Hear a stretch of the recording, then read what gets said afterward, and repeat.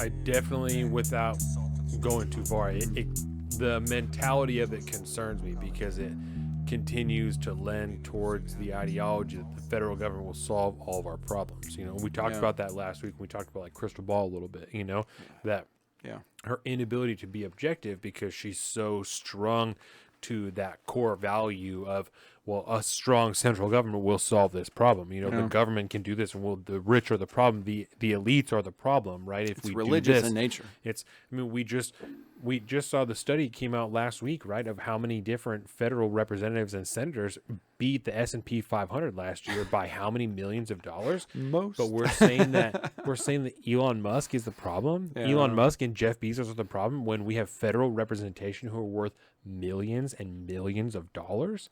That is not a problem to you. Elon Musk, who started his company, you can talk about PayPal, Ruby Mines, whatever the fuck you want to talk about, right? Ruby Mines.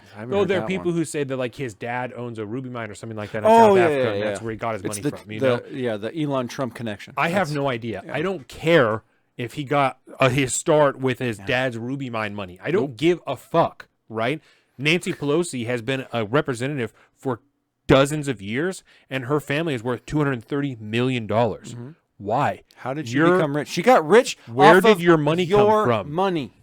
She invested your money and decided to enrich herself. Her husband did. Well, yeah. So it's she okay. can't directly do it. Her husband did.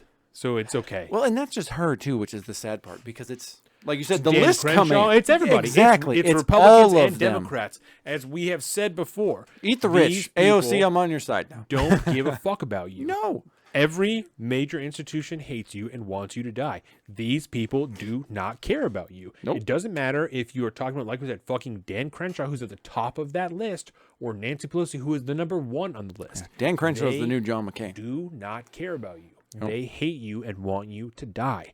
All you are is a problem. You are a number and an opposition to the problem, to the solution. That's it. It's just a problem. They do not give a fuck about you. They want to. They talk on Breaking Points all the time about the investment group that literally just mirrors Nancy Pelosi's husband's investments and has made fucking thousands of dollars, hundreds of thousands of dollars, mirroring Nancy Pelosi's husband's investments. What are we talking about? What do you mean? You look them up on Reddit. They're really great. This doesn't make any sense. These people do not care about you, and they're trying to continue to centralize power. They want you to have less and less control, and they want more and more. Over the last 2 years, we saw the largest centralization of power that we have ever seen in the history of this country. We also saw the largest upward transfer of wealth in the history of this country. These people do not give a fuck about you, right? Our very next topic is a whole list of ways that the federal administration and their surrounding cronies are actively working to divide this country. These people do not care about you. To cede any more control over your life, your political actions, your anything to these people is a mistake. Do not support these people. Get these people out of office. This is not the solution. We need to decentralize, delegitimize, and focus on our communities. The federal government will not solve these problems. They are not able. They do not have the capability to solve this problem. The very next topic. I have a horrible admin preaches unity while gaslighting and dividing the entire country. This right? is going to be my favorite segment. This is a subtopic, right? I thought this was going to be my favorite, and I think I accidentally had voting so far as my favorite. So the first one I have here is the push to eliminate the filibuster, right? Yes. Especially after the failed attempt at voting rights. We just talked about there, the voting rights bills, right? So we just talked about this. The filibuster is the last even remnants of Republican ideology, and not small R Republican, not big R Republican, not the political party, but Republicanism of the idea of being a republic, right?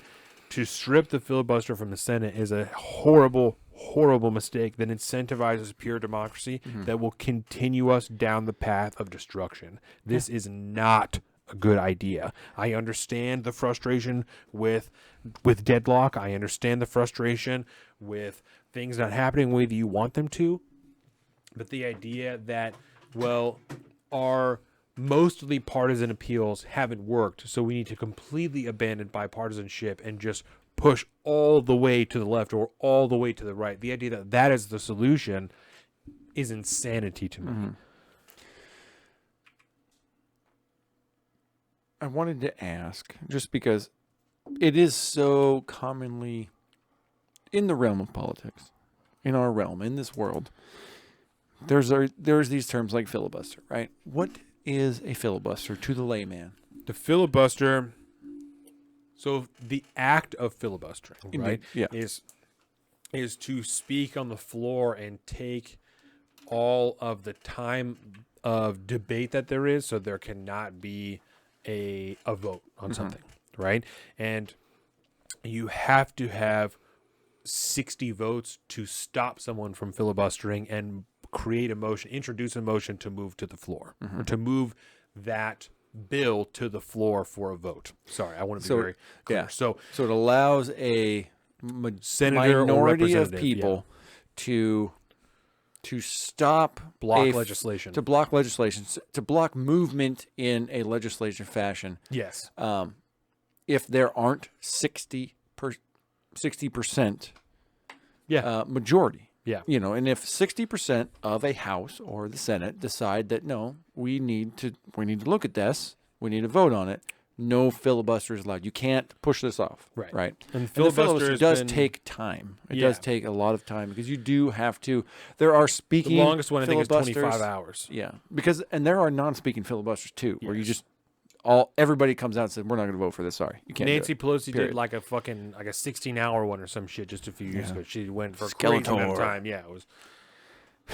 Do you think Joe Biden can pull off one right now? No, I don't know how she did it. I don't know how you do it. You don't pee your pants. I don't know how either. anybody does that. I don't pee their pants. That's the other thing too. I don't understand how how do you they not do piss that for 25 hours. What That's are you talking about? That's a long time. That's one of the guys during the Civil Rights Act. They filibustered for 25 hours. I don't know how you do that. Yeah. Did someone come? Like, did you? Somebody's got to. Someone has got tap out. I did. You No, got it's to. because you have to talk the whole time. So I got to imagine someone went in there, held his dick, and like for him to pee. I don't know how else you do it.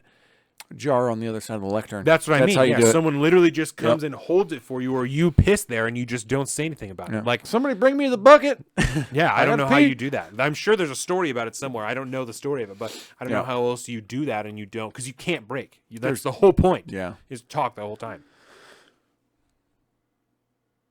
So as far as filibuster goes, Filibuster. The filibuster. So is now just, it's the last bastion of small r republicanism. It's the last way to protect minority rights. And it's only for legislation. It's been slowly stripped out of different portions of the process. Like I believe for Senate confirmations and things like that, it's already been stripped away. For Supreme Court confirmations, it's already been stripped away, I believe. The earliest one I can remember was when Harry Reid and the Democrats invoked the quote-unquote nuclear option. That's what it's called every time. Yeah, that's what they call it now. Because once you take that rule away, it's gone forever. It's gone forever. And now, if you're in the majority and you get rid of the filibuster for the minority so that you can get your way, the other shoe's going to, I don't know the idiom I'm trying to go for, but it's going to come back around to haunt you when all of a sudden you're the minority and the opposing people are the majority. Because the problem with democracy, right? The problem with democracy is that 51 people can overthrow the views of the 49. It only takes one person. It only takes one slim majority. I mean, the Senate is that way right now. We have 50-50 split in the Senate. The only reason Democrats get anything is because Kamala Harris can come in there and be a tiebreaker. Right. But Republicanism, small r, protects the rights of a minority view. Yes. It's the only way to do that. Otherwise, minority views get trampled and democracy rules. And mob rule. And to speak to that swing you were talking about, Republicans are the ones that eliminated the filibuster for Supreme Court nominations, right? Now that they're not in control of either houses, should something happen to the Supreme Court over the next 2 years, or I guess next few months, right? Yeah. They then decide, the Democrats will then have full control over who goes into the Supreme Court, not only because Joe Biden selects them, but because then the House and the Senate will push them through. Welcome to the South of the streets, coming at you every week with this food for thought. Hope you